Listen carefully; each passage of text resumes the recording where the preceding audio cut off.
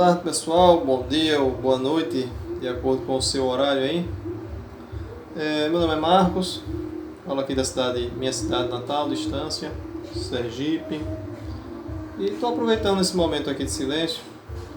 Todo mundo foi à praia ali, hoje ainda é dia 2 de janeiro de 2020. Estou aproveitando para gravar esse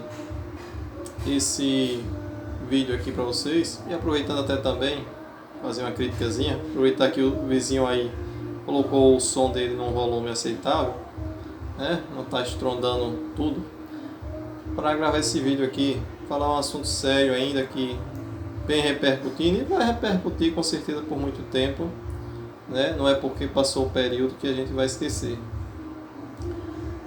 Em relação à decisão da juíza sobre o especial Porta dos Fundos, sobre a decisão de proibir ou não a sua veiculação na Netflix.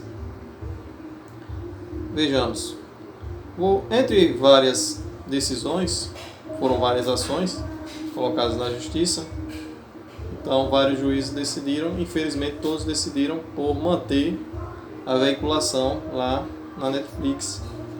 Eu escolhi essa aqui, de uma juíza, e vou ler aqui alguns trechos para a gente analisar ponto por ponto, né? Diz assim: ao avaliar o caso, a juíza entendeu que somente poderia haver a proibição da exibição do programa se houvesse a prática de ilícito, incitação à violência, discriminação e violação de direitos humanos nos chamados discursos de ódio. Eu não entendi o se dela, né? O se houvesse. Se houvesse? Então ela não assistiu.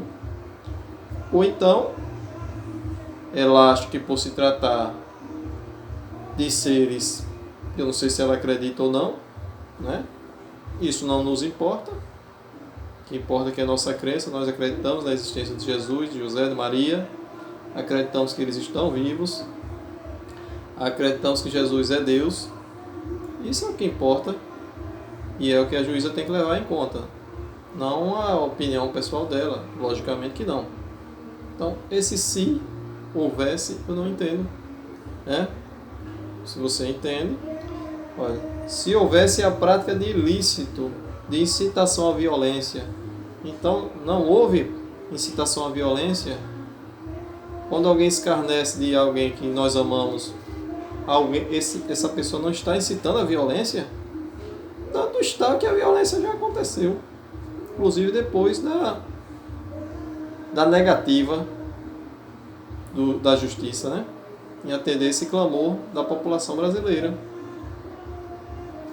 Então, eu não sei como eu reagiria se essas pessoas tratassem Jesus, José e Maria da forma que eles trataram na minha frente. Eu não sei como reagiria. Talvez eu tivesse uma reação violenta. Por que não? Não estou dizendo nem que eu teria, mas quem me garante que eu não teria? Quem garante que você não teria? Quem garante que a própria juíza não teria se alguém ofendesse a ela, ao filho dela, ao pai dela, ao marido dela, na frente dela? Quem garante? Né? Mexe com os nossos sentimentos mais profundos. Em relação a Deus, principalmente. O que mais ela diz aqui? Se houvesse incitação à violência, se houvesse discriminação e violação de direitos humanos nos chamados discursos de ódio. Em relação aos discursos de ódio, talvez não, mas violação de direitos humanos houve sim. Claro que houve. Ele vilipendiou da religião, inclusive a religião predominante de um país inteiro, de milhões e milhões de pessoas, e não houve violação de direitos humanos, senhora. Aí fica difícil a gente não pensar certas coisas, né? Alguns pensam e falam, como aqueles que acusaram a justiça de estar vendendo sentenças à Netflix. Nem todo mundo fala, porque sabemos que nessa hora a justiça é rápida, né? Mas a gente não está impedido de pensar certas besteiras, né? Diante coisas, palavras sem base na verdade, né? Nos fatos, né? Sem base nos fatos, como essas palavras aqui. Vamos lá mais adiante, diz assim: no documento, apesar de o processo ser de âmbito civil, a juíza também opinou sobre a área penal. Para ela, o especial de Porta dos Fundos também não pode ser enquadrado no artigo 208 do Código Penal, que proíbe escarnecer de alguém publicamente por motivo de crença ou função religiosa. Para ela não se enquadra. Eles não escarneceram publicamente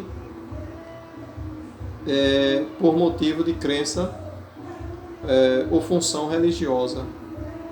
E o que seria escarnecer de alguém publicamente? Aí o que é que ela alega aqui mais adiante?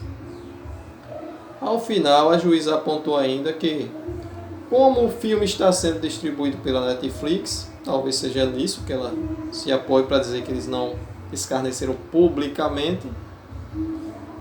Como o filme está sendo distribuído pela Netflix, sem espetáculo de caráter público, não há exposição a seu conteúdo, a não ser por opção daqueles que desejam vê-lo.